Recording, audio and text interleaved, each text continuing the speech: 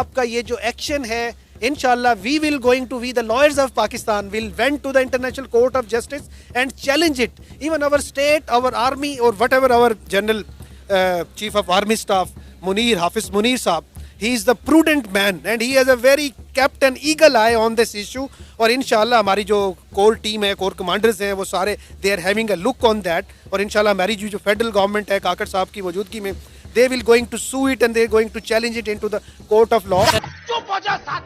हमने कुरान में पढ़ा है कि जिस धरती पर रहते हो उसकी मिट्टी से वजू जायज है.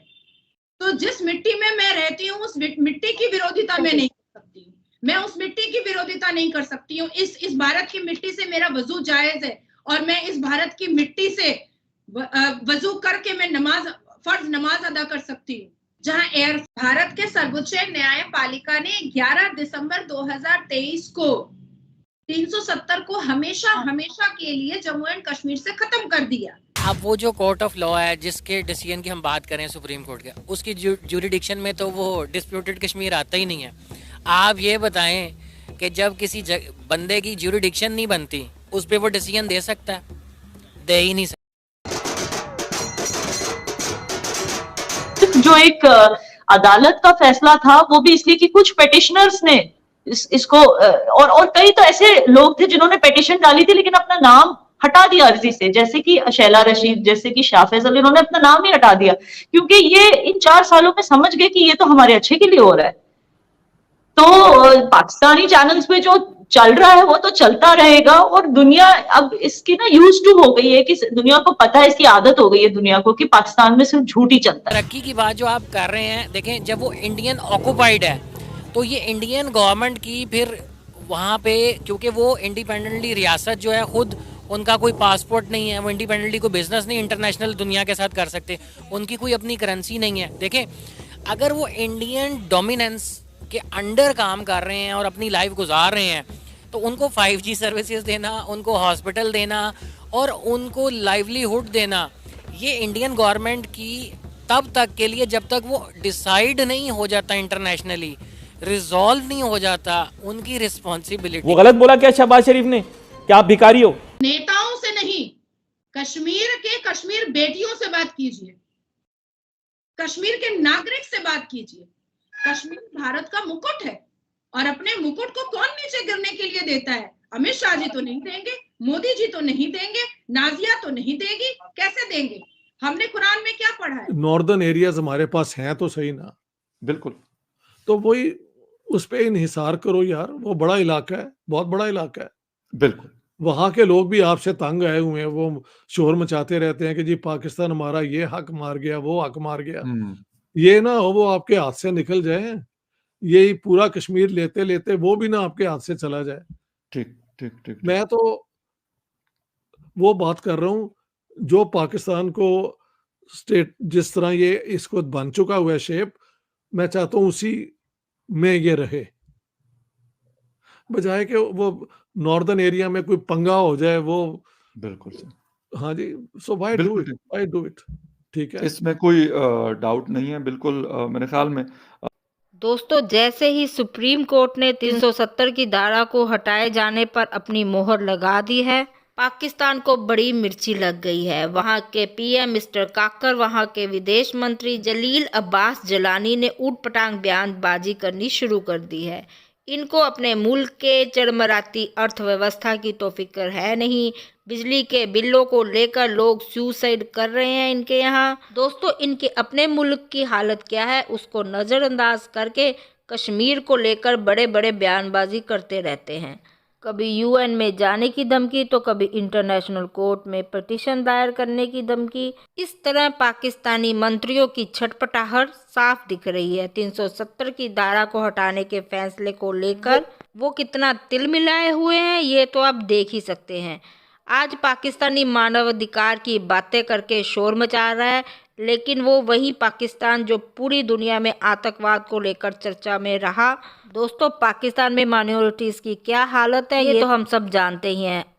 तो चले पूरा वीडियो देखते हैं. दोस्तों आगे बढ़ने से पहले मेरे चैनल को लाइक और सब्सक्राइब करना ना भूले ताकि मेरा हौसला बना रहे. धन्यवाद. 4 साल पहले जब हुआ था, आज तो सिर्फ कल तो सिर्फ वर्डिक्ट आया है सुप्रीम कोर्ट का, लेकिन 4 साल पहले जब असल में हुआ था तब बहुत सारे ऐसे लोग थे कश्मीर में जो बहुत जाहिर सी बात है डरे हुए थे मुस्तकबिल को लेके, उन्हें नहीं पता था कि क्या होने वाला। लेकिन अब 4 साल बीत गए, इन 4 सालों में कितनी नई स्कीमें आई, इन 4 सालों में कोविड आया और चला गया, बहुत ऐसी चीजें हुई जो इन्होंने मतलब कोविड एक ऐसी चीज है जिससे कश्मीरी आवाम पूरे देश के साथ स्टेप बाय स्टेप चल रही थी।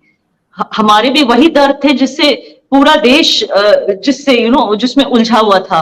हमारे भी लोग मर रहे थे कोविड से। फिर वैक्सीन, हर किसी को वैक्सीनेशन, हर किसी तक वैक्सीनेशन पहुंचाना, ये सारी चीजें तुरंत इमीडिएटली आफ्टर 370 हटाने के बाद ये सारी चीजें शुरू हुई। तो एक जो है ना दर्द से जुड़ जाते हैं, ऐसे कहते हैं ना, तो कश्मीर भारत के साथ दर्द की वजह से जुड़ गया क्योंकि स्ट्रेट आफ्टर 370 हटने के बाद कोविड आ गया। फिर उसके बाद जो इतने सारे एमओयू साइन हुए, इतनी सारी जो है डेवलपमेंट प्रोजेक्ट्स वहां शुरू हो गई, इतनी सारी, फिर उसके बाद 4 जो इंडिपेंडेंस डे सेलिब्रेशंस हुए। आप देखिए लगातार हर पासिंग इंडिपेंडेंस डे पे आप ज्यादा लोगों की भीड़ देखेंगे। अगर आप वीडियोस उठा के देखें, जो लाल चौक में for example independence day celebrate करने आए थे, अगर आप कंपेयर करें तो 2019 का इंडिपेंडेंस डे देखिए और 2023 का इंडिपेंडेंस डे देखिए, आप देखेंगे कि कितने सारे कश्मीरी हाथ में तिरंगा लेके घूम रहे हैं। तो लोगों के दिलो दिमाग से 370 खत्म हो चुका है। ये सिर्फ पाकिस्तान का जो रिएक्शन है वो यही होना था जो आप बता रहे हैं, हाउ कुड दे एक्सेप्ट। लेकिन मेरी अपना पॉइंट ऑफ व्यू ये है कि हकीकत क्या है। हकीकत तो ये है, से बात करने से पहले मैंने फारूक अब्दुल्ला की भी बात सुनी है। उन्होंने कहा कि कश्मीर जो है वो उसकी इस पार्ट ऑफ इंडिया, इसमें कोई शक नहीं है। यही अवैसी साहब ने कहा है कि अटू टंग है कश्मीर, लेकिन उसका स्पेशल स्टेटस ये वो। अब बात यह है कि स्पेशल स्टेटस उस जमाने में जब जंग हो रही थी, इंडिया सुप्रीम कोर्ट कहता है, तो एक और बात थी। अब ये नॉर्मल हालात हो गए हैं और ये खत्म होना चाहिए। तो पाकिस्तान का मौकफ तो यही होना था। I mean I am not surprised, वो कैसे मान लेते। अच्छा डॉक्टर साहब ने 2 दिन पहले एक स्टेटमेंट दिया था इस फैसले से 1 दिन पहले कि इंडिया के ऊपर दबाव डालना चाहिए दुनिया को कि वो कश्मीर के अंदर जो कुछ कर रहा है उसको बंद कर दे। तो मतलब do you agree with that कि वाकई दुनिया अब ऐसा करेगी, वो ओआईसी हो, मिडिल ईस्ट हो या फिर वेस्टर्न वर्ल्ड हो? आने वाले महीनों में देख लें ये क्या अचीव करते हैं। Kakar has no mandate from anyone भाई। वो तो शायद अब प्राइम मिनिस्टर भी नहीं रहे कि हैं अभी तक हैं सर, इलेक्शन तक हैं। हाँ चलो, but he is not elected. वो एस्टेब्लिशमेंट ही लाई है, तो let's say he is speaking for the establishment. लेकिन अब पाकिस्तान को ये कहना भी तो पड़ेगा ना। वो कैसे कहें कि हम मान लेते हैं इसको। ओआईसी के पास जाएंगे, यूएन में जाएंगे, तो वो हर साल जो सितंबर में एक हॉलीडे हो जाता है हमारे प्राइम मिनिस्टर्स का कि वहां जाके न्यूयॉर्क में तकरीर कर देते हैं, तो वही वाली बात हुई है, कोई नई बात तो नहीं हुई। इन्होंने जंग करके कश्मीर को अपने साथ मिलाने की कोशिश की है, वो नाकाम हो गई है। तो अब उसका पीसफुल रेजोल्यूशन तो यही है जो मैंने बार बार कहा है। और लोग पता नहीं लोगों को समझ क्यों नहीं आ रही पाकिस्तान में कि भाई हम तो कसूरी प्लान के मुताबिक मान गए हुए हैं कि अगले 15 साल तक हम कश्मीर जो है, जैसे ये लाइन ऑफ कंट्रोल है वो इंडिया रखेगा, हम अपना रखेंगे, इंटरनेशनल बॉर्डर बना देंगे, उसके बाद बातें होंगी। वो कामयाब नहीं हो सका फॉर डिफरेंट रीजंस। और अब इंडिया का केस आप कैसे कंटेस्ट कर सकते हैं? ओआईसी क्या करेगी? जंग करेगी पाकिस्तान इंडिया के साथ। इन्वेस्टमेंट तो वो सारी इंडिया में कर रहे हैं अरब जो है। बिल्कुल, ये भी तो देख लो ना कि अरब जो है वो